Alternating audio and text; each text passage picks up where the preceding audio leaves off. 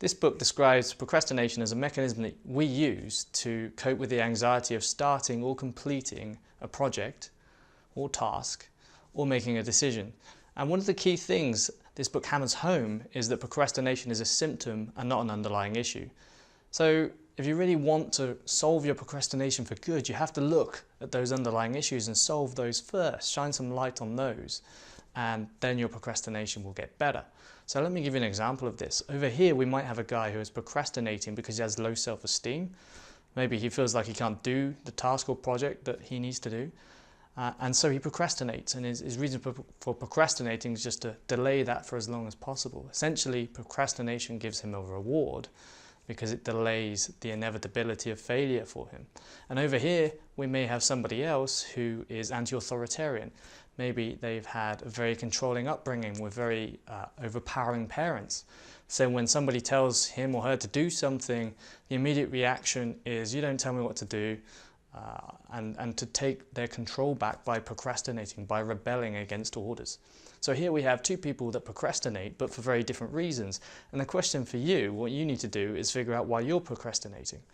One of the best ways you can do that is by doing what's called a procrastination log. So for the next 3 days, whenever you procrastinate on anything, just write down a series of questions, the answer to a series of questions about that particular instance. The thing you need to write down are the date and time and the task that you're trying to take on. Then you should write down how you feel about that task. So if you feel bad, be honest about it, put it down. Then you need to write down your justification for feeling bad. So why do you get these feelings about this task? And then you write down your attempted solution. So are you going to plow through, or do you just jump onto another task? And then finally write about how you feel about your attempted solution after you've tried that attempted solution. Over a period of 3 or 4 days, or maybe a week, you'll build up instances of where you procrastinate, and it will help you shine a light on the reasons why you're procrastinating. Once you've got to that point, you have a little bit of awareness about what you're doing and why you're doing it. You can then use one of 10 tools that the book gives you to beat those underlying causes.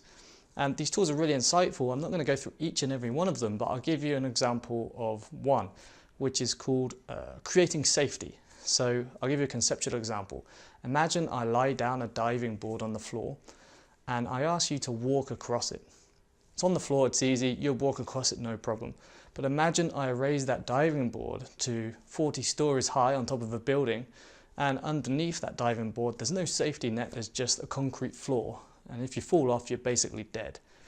All of a sudden, a lot of people in that position, they would feel a little bit more anxious. They'd have a little bit more fear of failure because the consequences are so high. You fall off, you die.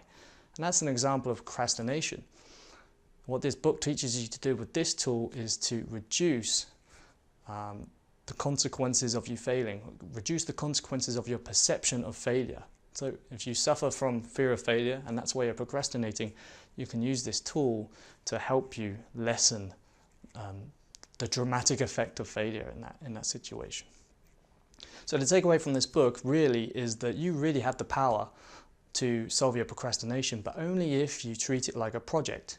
It's not going to work if you just read the 10 tips of how to solve procrastination blog post that's on Lifehacker and just apply that for one afternoon. You really need to spend some time, maybe do the procrastination log, figure out your root causes of why you're procrastinating, and then use some of the tools in this book to solve it. You can solve procrastination, it just takes a bit of time. Commit to it and you'll see great results.